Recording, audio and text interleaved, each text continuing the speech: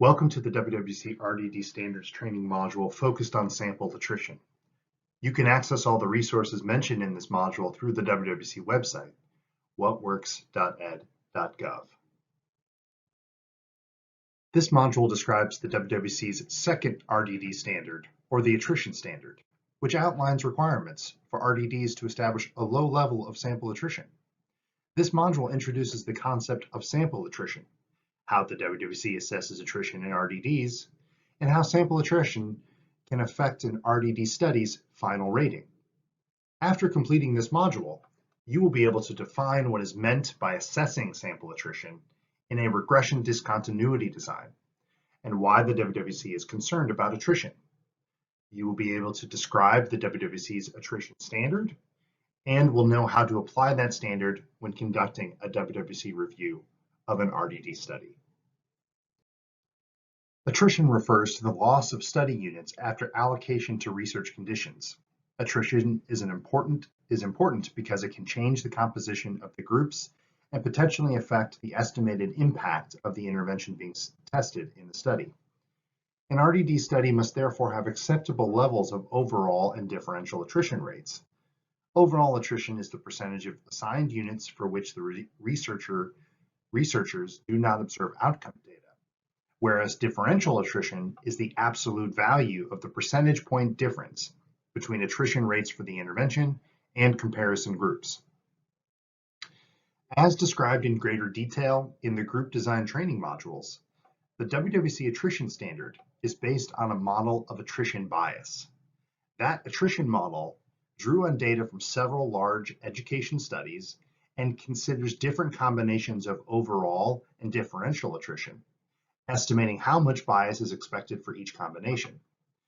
The WWC chose 0.05 standard deviations as the threshold for an acceptable or tolerable level of bias, and used these to create the attrition thresholds shown in the figure displayed here. The WWC's attrition threshold identifies combinations of overall and differential attrition that separate what the WWC defines as high or low attrition. The WWC uses this model to define two thresholds for attrition, an optimistic threshold and a cautious threshold. Before reviewing any studies, the WWC review team selects the threshold they will use, optimistic or cautious, and they document this decision in a review protocol. The team members will use the same threshold for all studies they review under the protocol and for all outcomes within each study. The figure on the slide illustrates the difference between the optimistic and cautious thresholds. The vertical axis on the graph represents differential attrition, and the horizontal axis represents overall attrition. The green shaded area means low attrition, and red means high attrition. If the WWC reviews studies with a cautious attrition threshold, the yellow shaded area is taken to mean high attrition. However, if the WWC reviews studies with an optimistic threshold, the yellow shaded area means low or tolerable attrition.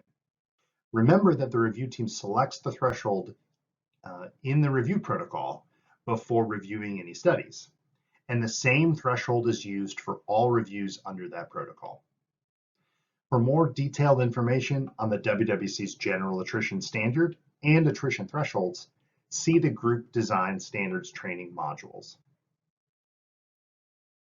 As shown in this table from the WWC Standards Handbook, for an RDD study to completely satisfy the attrition standard, the reported combination of overall and attrition rates must be low, using an approach identified as having the potential to most accurately adjust for the forcing variable.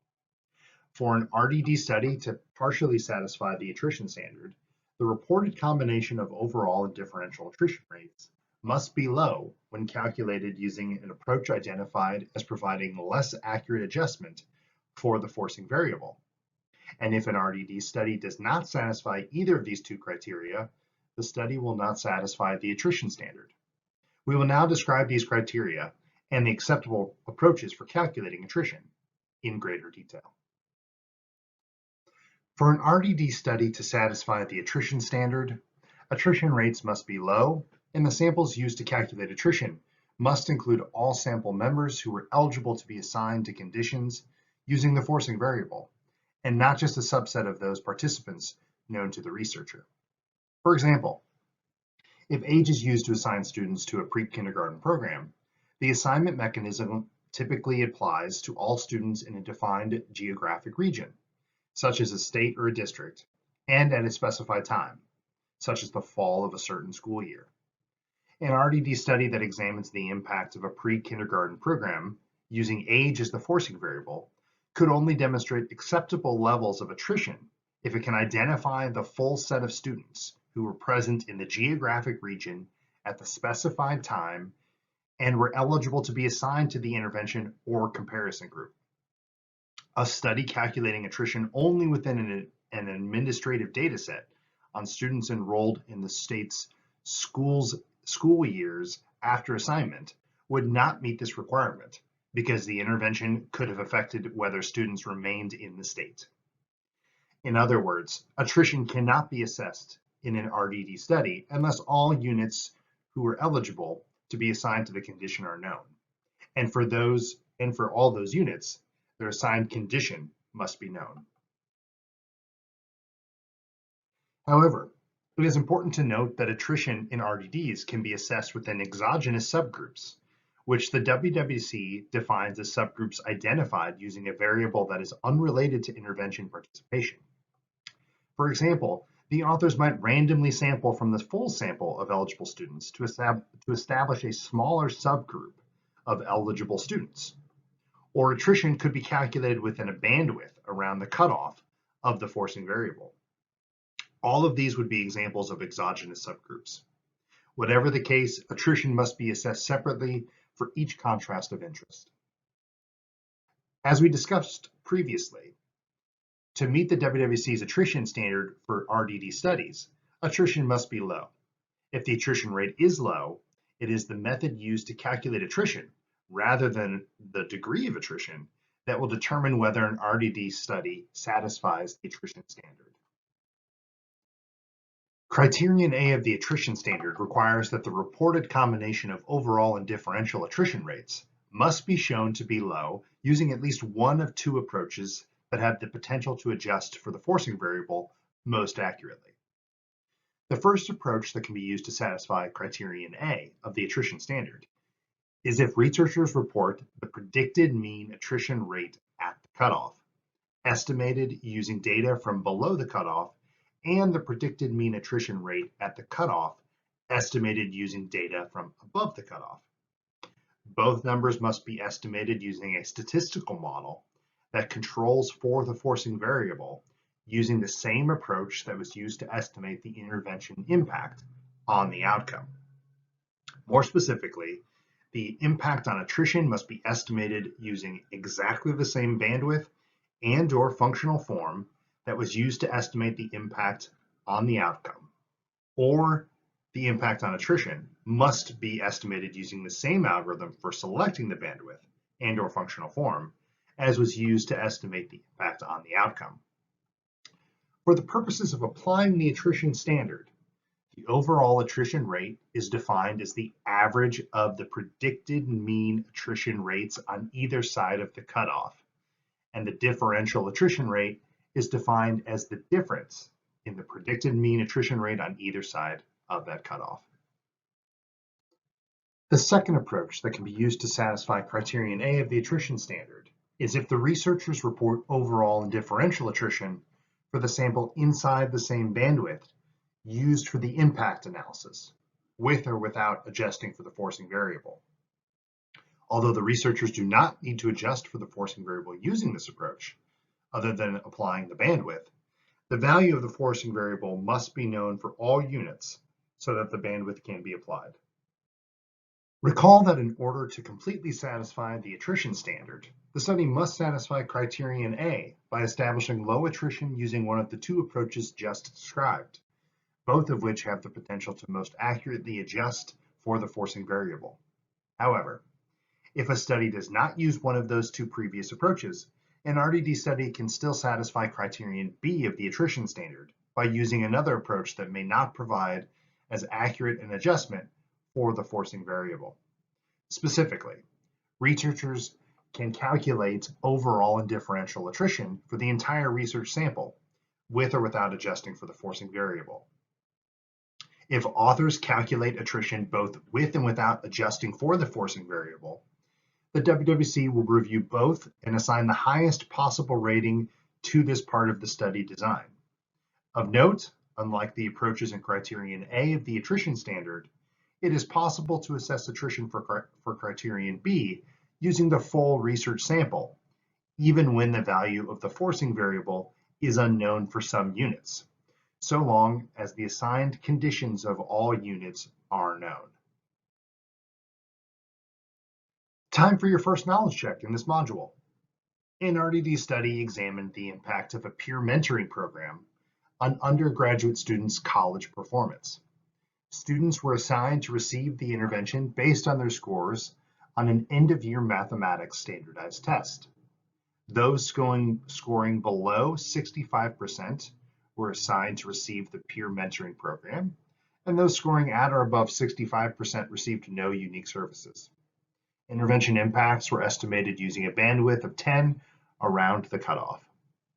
The authors reported predicted mean attrition rates at the cutoff for the intervention and comparison groups using linear regressions that controlled for the forcing variable and used a bandwidth of 20 around the cutoff. The predicted mean attrition rate for the intervention group was 7%, and the predicted mean attrition rate for the comparison group was 11%. No other information is provided relevant to attrition. For the attrition standard, or the RDD standard 2, what is the highest rating this study could achieve? Your choices are A, completely satisfy the attrition standard, B, partially satisfy the attrition standard, or C, does not satisfy the attrition standard. You may want to pause the video now to think about your answer. The correct answer is C. Based on the information provided, this study does not satisfy the attrition standard. To completely satisfy the attrition standard, the study would have to use one of the two approaches for accurately adjusting for the forcing variable. Although the authors reported predicted mean attrition rates at the cutoff, they used a different bandwidth in the impact estimation and attrition models. The authors also provided no information indicating that they selected the bandwidths using the same bandwidth selection algorithm. To partially satisfy the attrition standard, the study would have to demonstrate low attrition for the entire research sample, and the study does not report information about sample sizes that would be needed for such calculations. Although the bandwidth of 20 might theoretically encompass the full sample, this was not specified by the authors, so it is impossible to know. Thus, based on the information provided, the study does not satisfy the attrition standard or the RDD standard 2. It's time for knowledge check number 2. In an RDD study examining the impact of a gifted, high achiever tracking program, a total of 500 students were eligible for assignment. 100 were assigned to the intervention condition, and 400 were assigned to the comparison condition.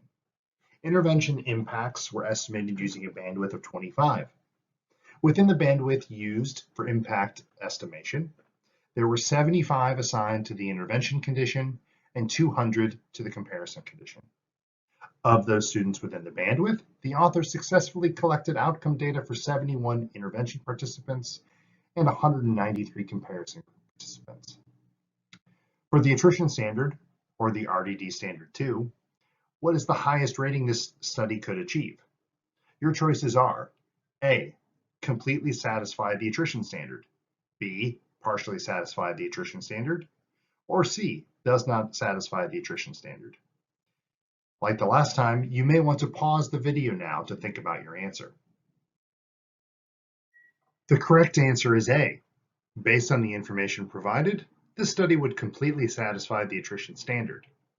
Overall and differential attrition can be calculated for the sample inside the bandwidth used for impact estimation, and attrition is low. Overall attrition is 4%, and differential attrition is 2%. Because the reported combination of overall and differential attrition rates is low, using an approach that has the most potentially accurate adjustment for the forcing variable, the study completely satisfies the attrition standard, or RDD standard number 2. One more knowledge check number 3. In an RDD study examining the impact of STEM learning community effects on college students' mathematics achievement, a total of 903 students were eligible for assignment, 388 students were assigned to the intervention condition, and 515 were assigned to the comparison condition.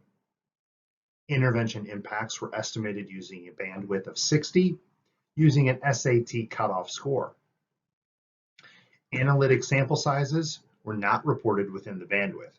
However, among the full sample of students, the authors reported collecting mathematics achievement outcome data for 279 intervention participants and 361 comparison group participants.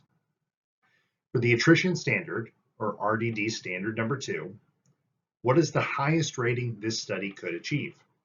Your choices are A, completely satisfy the attrition standard, B, partially satisfy the attrition standard, C, does not satisfy the attrition standard. You may want to pause the video now to think about your answer. The correct answer is B. Based on the information provided, this study would partially satisfy the attrition standard because it satisfies criterion B by establishing low attrition using an acceptable method. Overall and differential attrition can be calculated for the entire research sample without adjusting for the forcing variable, and attrition is indeed low. Overall attrition is 29%, and differential attrition is 2%. Because the reported combination of overall and differential attrition rates is low, using an approach that may not provide as accurate an adjustment for the forcing variable, the study partially satisfies the attrition standard. This concludes our module on the WWC's attrition standard. Let's review what we discussed in this module. We described the 2 criteria used to assess the RDD attrition standard. In order to completely satisfy the attrition standard, a study must satisfy criterion A by reporting low attrition using one of the acceptable approaches that will most accurately adjust for the forcing variable.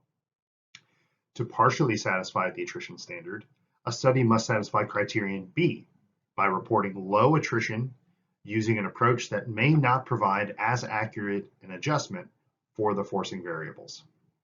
Finally, any study that does not satisfy either criterion A or criterion B will not satisfy the attrition standard. Recall that there are 5 total standards which determine a study's overall rating. You are now familiar with 2 of those 5 standards. For a study to receive a rating of meets WWC RDD standards without reservations, the study must completely satisfy the integrity standard and the attrition standard. For a study to receive a rating of meets WWC RDD standards with reservations, a study must either partially satisfy the attrition standard or at least partially satisfy the standard regarding the continuity of the relationship between the outcome and the forcing variable, which we will cover next. Unlike the integrity standard, failing to satisfy the attrition standard does not necessarily mean that a study will receive a rating of does not meet WWC RDD standards. The next module in the training series will focus on the 3rd RDD standard, which relates to the continuity of the relationship between the outcome and the forcing variable in RDD studies.